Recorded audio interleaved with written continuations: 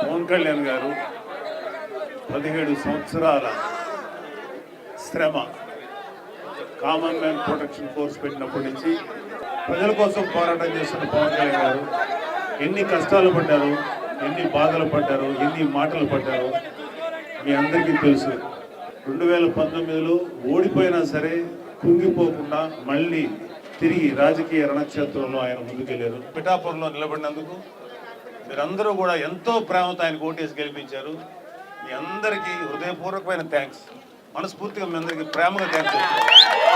YCP వాళ్ళకి అది ఒక లగ్జరీ, జనసేనకి ఇది ఒక బాధ్యత, పదవి అనేది. ఇంతకుముందు నోటుకు వచ్చినట్టు మాట్లాడిన వాళ్ళు చాలామంది ఉన్నారు. ప్రజలందరూ మనల్ని గెలిపించింది వాళ్ళ శ్రేయస్సు కోసం, వాళ్ళ అభివృద్ధి కోసం, వాళ్ళ మంచి భవిష్యత్తు కోసం గెలిపించారు. కాబట్టి మీరందరూ ఆశించినట్టు మేమేదో మీడియాకి ఎక్కి వాళ్ళని వీళ్ళు తిడతాం అనుకోకండి, మాకు అలవాట్లేదు. ఆ చండాలపు కల్చర్ వాళ్ళకి తప్ప మాది కాదు. ఆయన మాకు పని చేయడానికి అవకాశం ఇచ్చారు, అదే మా సంతోషం. మేము అదృష్టంగా భావిస్తున్నాం తప్ప ఈ క్రెడిట్ అంతా ఇక్కడ గెలిచిన ప్రతి క్రెడిట్ 100కి 100% అది జనసేన అని పవన్ కళ్యాణ్ గారికి చెందుతుంది. ఫస్ట్ రాజకీయాల్లో కావాల్సింది ఓర్పు. 17 సంవత్సరాలు ఆయన ఓర్పుగా నిరీక్షించాడు. అది కనుక అందరికీ ఉంటే ప్రతి వాళ్ళు గొప్పవాళ్ళు అవుతారు. సో జనసేన నమ్ముకున్న వాళ్ళు ఎవరికి అన్యాయం జరగదు.